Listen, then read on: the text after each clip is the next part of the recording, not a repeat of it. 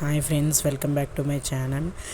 మన వీడియోని ఎవరైనా కొత్తగా చూస్తున్నట్టే డెఫినెట్గా లైక్ చేయండి.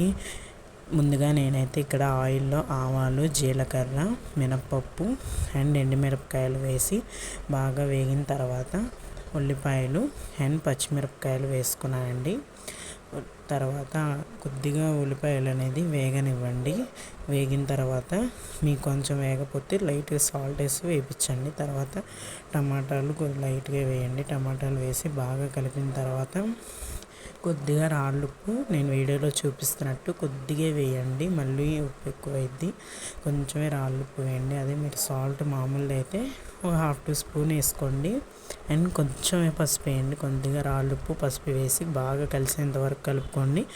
అండ్ కొంచెం నేనైతే ఇక్కడ టీ గ్లాస్ వాటర్ తీసుకున్నాను.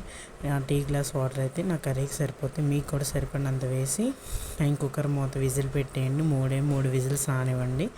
3 విజిల్స్లోనే మన కర్రీ అనేది రెడీ అయిపోయిందండి. మూత తీసి చూడండి ఒకసారి. అండ్ కొద్దిగా వాటర్ ఉన్నాయండి. ఆ వాటర్ మొత్తం ఇంకిపోయేదాకా కొంచెం గరిటతో కలుపుతూ ఉండి కొంచెం హై ఫ్లేమ్లో పెట్టుకోండి. వాటర్ అనేది మనకి ఇక్కడ కొంచెంగా ఇప్పుడు కొద్ది 1/2 టీ స్పూన్ కారం అనేది వేసుకొని 1/2 టీ స్పూన్ కారం తర్వాత వేసి బాగా కలుపుకోండి. కారం కరిగేంత వరకు కలుపుకోండి. తర్వాత నేను ఇక్కడైతే ఉడికించి పక్కన పెట్టుకున్న 2 గుడ్లు అయితే వేసుకున్నానండి. ఆ గుడ్లు వేసిన తర్వాత చాలాసేపు ఉంచుతారు. అంతసేపు ఉంచక్కర్లేదండి.